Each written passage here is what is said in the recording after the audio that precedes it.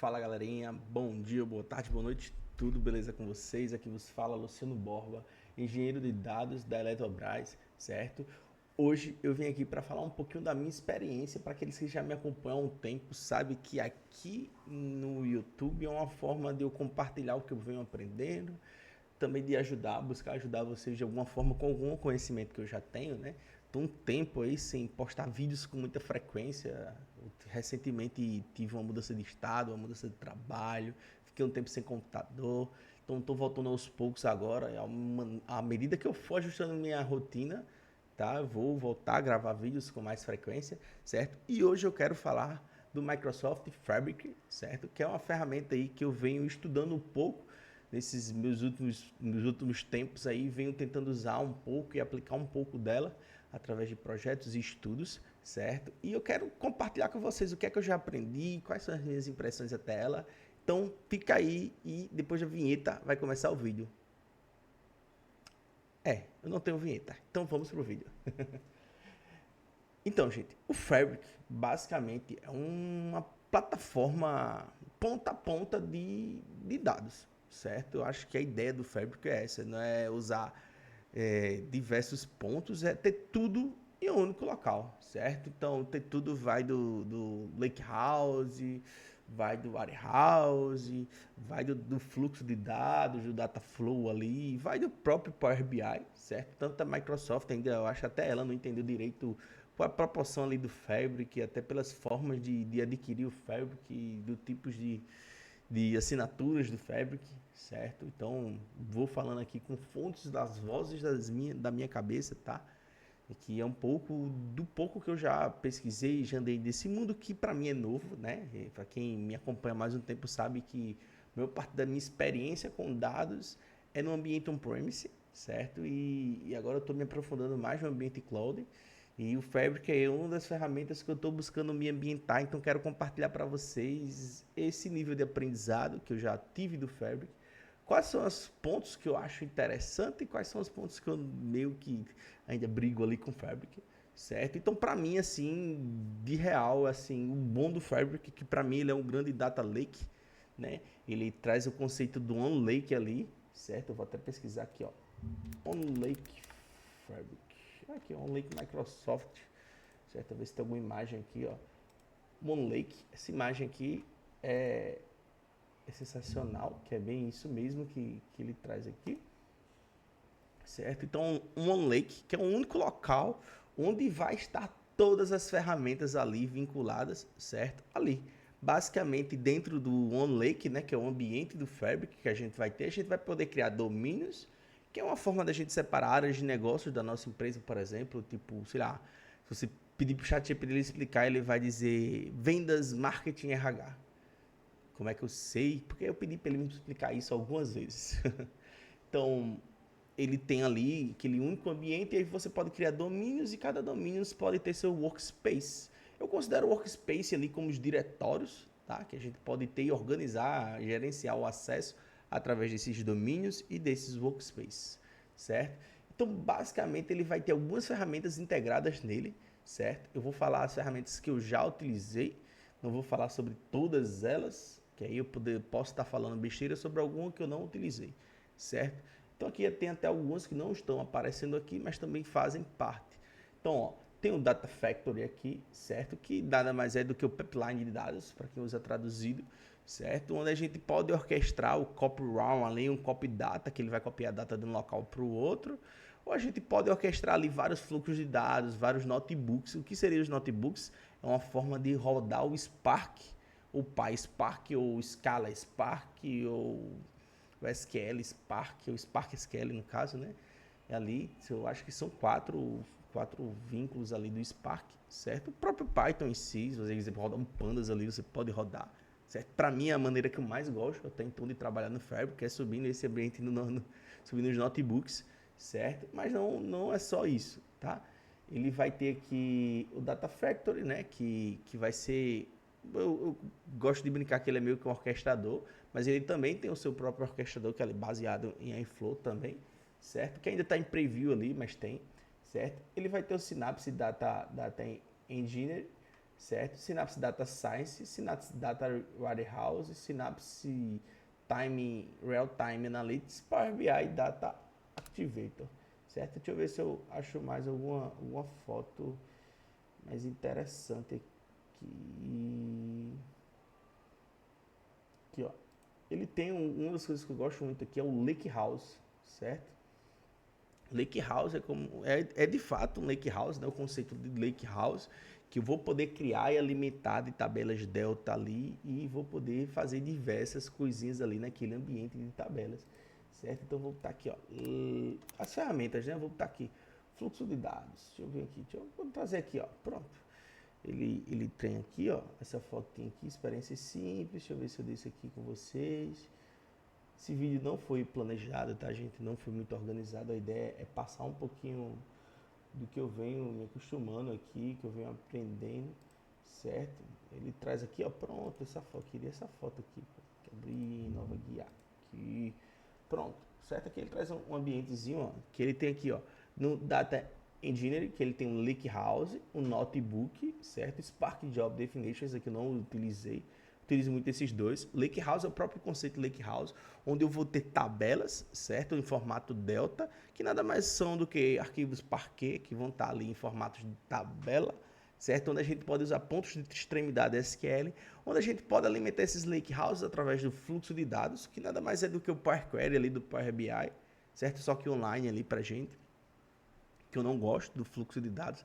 Então, não tenho experiências boas, talvez porque eu também não esteja usando, não busquei também querer entender as necessidades, as condições de uso dele e quis fazer ele para coisas tipo mais complexas, mais volume de dados, esperando mais velocidade e me estressei com isso, mas aí meio que aos poucos eu fui entendendo os limites, certo? Ele tem o fluxo de dados Gen 2 e o Gen 1, certo? Que ainda meio que eu não entendo bem a diferença assim de forma tão grandiosa sobre eles. Eu só entendo que o G1 ele vai pegar os dados e vai ficar com esses dados ali publicados no próprio fluxo de dados. Já o Gen 2 eu posso definir um destino para esse dado. Ele vai lá na fonte, consulta o dado, puxa o dado e joga esse dado no Lake House ou joga esse dado no Warehouse ou em algum outro destino que a gente pode estar pré-configurando. Certo? Então também é assim, eu achei super legal, mão na roda para a gente fazer extrações. Então eu uso muito esses dois para fazer extrações de camadas round de sistemas, por exemplo. Então, além dos meus estudos, dos meus projetos, simulo bancos. Uma grande vantagem aí dos data flows é que ele de fato usa aquele obter dados ali, igual do Power BI praticamente. Posso dizer que é igual, tá? Pode ter suas diferenças, eu não visualizei nenhuma, até porque faz muito tempo que eu não pegava no Power BI, mas tem lá essas ferramentas, né?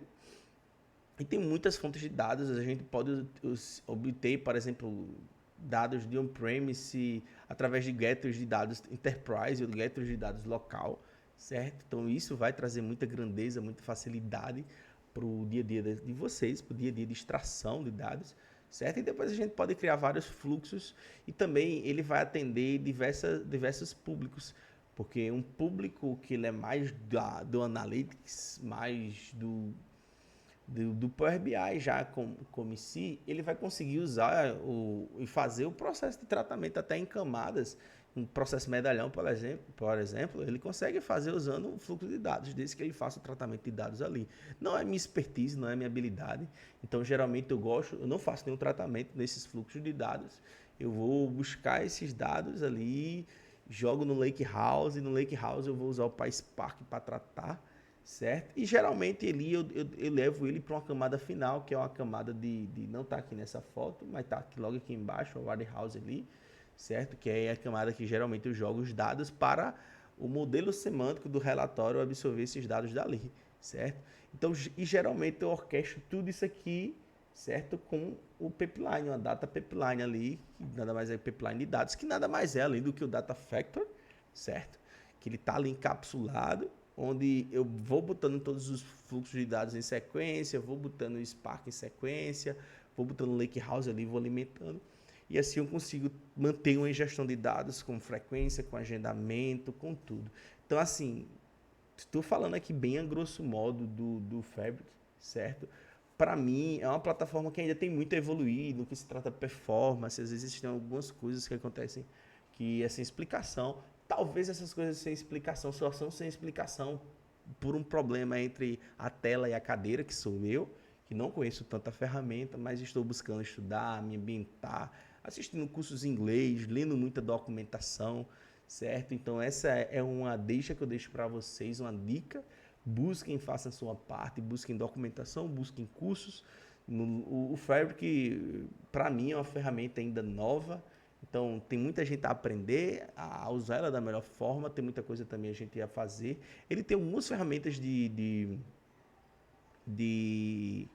de inteligência artificial, de ciência de dados no caso, né, e de real time, mas eu não usei nenhuma das duas, então nenhuma dessas duas possibilidades, então não vou falar sobre isso, certo? É mais sobre os fluxos, as orquestrações através do pipeline de dados, Lakehouse e Warehouse, que eu achei assim, para mim é magnífico, porque eu gostei muito por pontos de organização, porque em um único lugar eu posso ter tudo isso ali, certo? Com o serviço da Microsoft, certo? Eu que veio do ambiente on-premise, tinha que subir um servidor de Airbyte para ingerir os dados, e desse servidor de Airbyte eu teria que fazer configurações ali para depois alimentar os dados, e depois com iFlow pegar esses dados de determinado local e assim consecutivamente, e depois pegar um ponto de governança com a outra ferramenta, com outras bibliotecas, e tudo isso usando o Fabric eu absorvo muita coisa e consigo fazer algo de forma mais simples,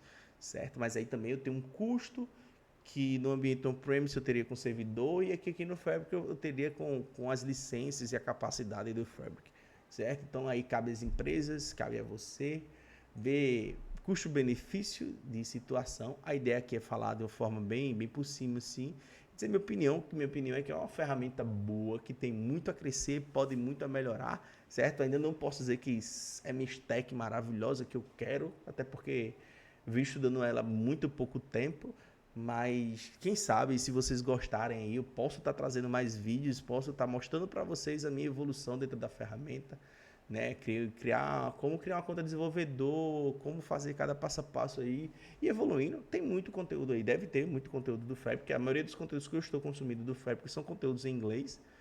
Então, se vocês quiserem que eu vou avançando junto com vocês nesses conteúdos do Fabric em português, deixem aí nos comentários, seja no LinkedIn, seja no YouTube, certo?